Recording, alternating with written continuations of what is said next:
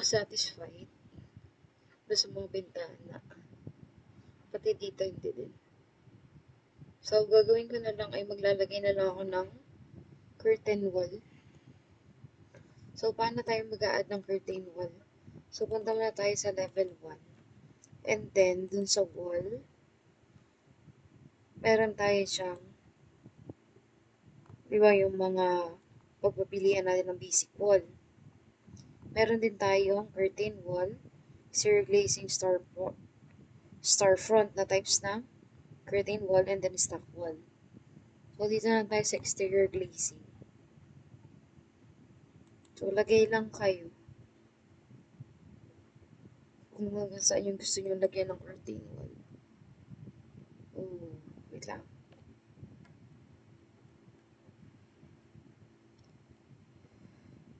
So, edit type natin. Gawin natin siyang automatically embedded. Naka-embed na.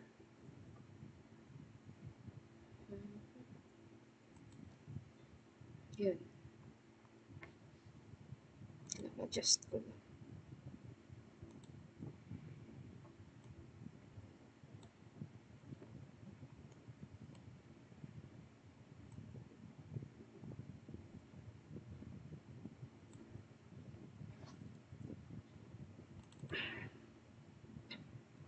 Then, next is mag-add tayo ng grid lines. Pero, bawasan ko muna yung height ng curtain wall. Lahin ko lang siya konti po.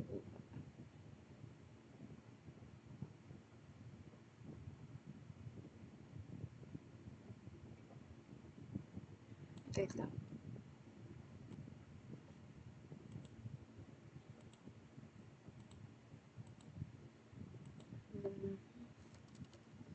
Ito 7 lang.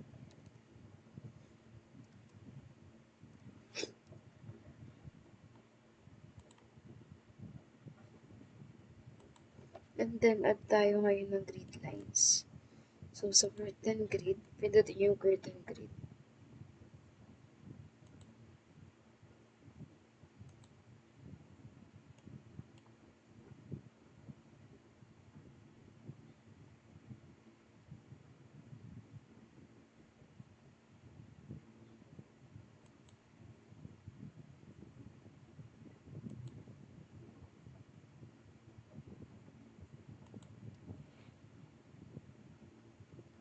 And then, mullions naman i-add natin ngayon. So, for all grid lines. So, pwede kayong pumili dito either circular, L-corner, quad-corner, rectangular, trapezoidal, V-mullion. So, dito na lang ako sa circular.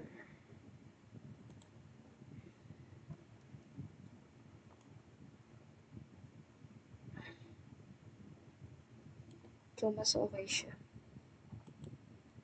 Mas okay siya, diba? Pero parang gusto kong bawasan yung grid lines.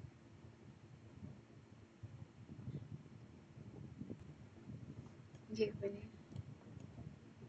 Then, lagay na lang ng curtain sa loob. May sa taas, ganyan din yung gawin natin.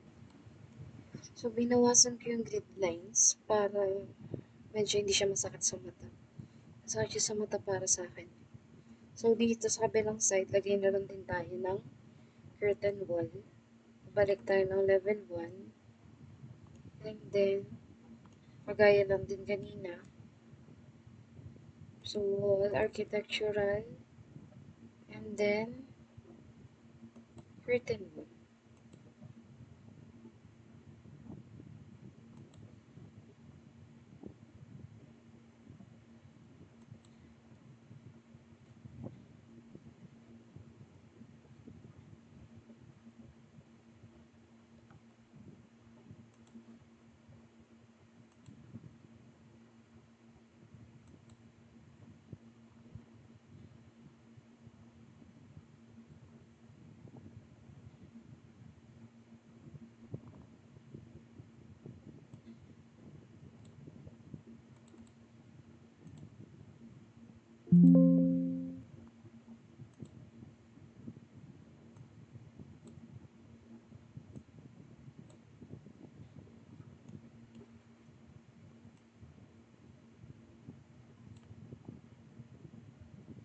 So, up to level unconnected.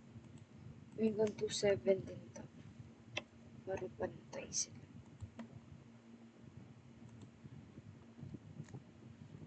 Then, apply ulit ng grid lines.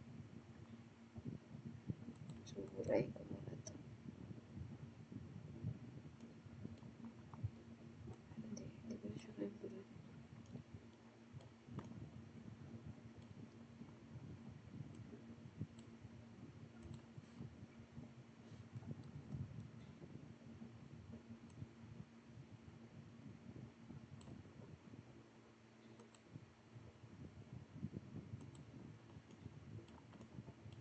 Open ba siya?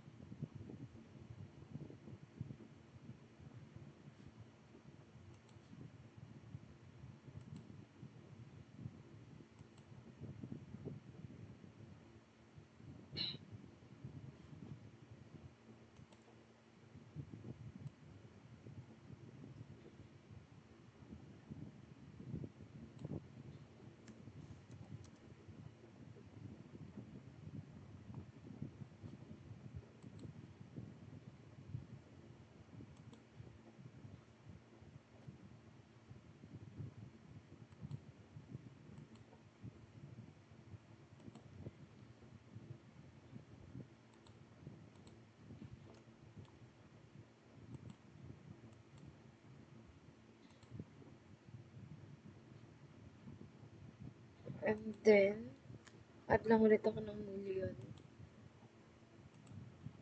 So, yung kanina lang ulit. 25 cm na.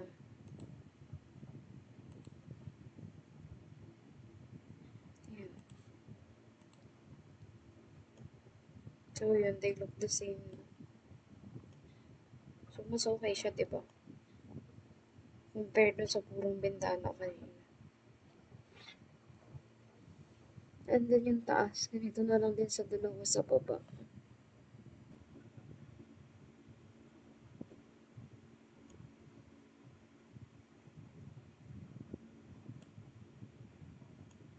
Okay na siguro yun. Sige, okay na yun. Wait lang, satisfied ko.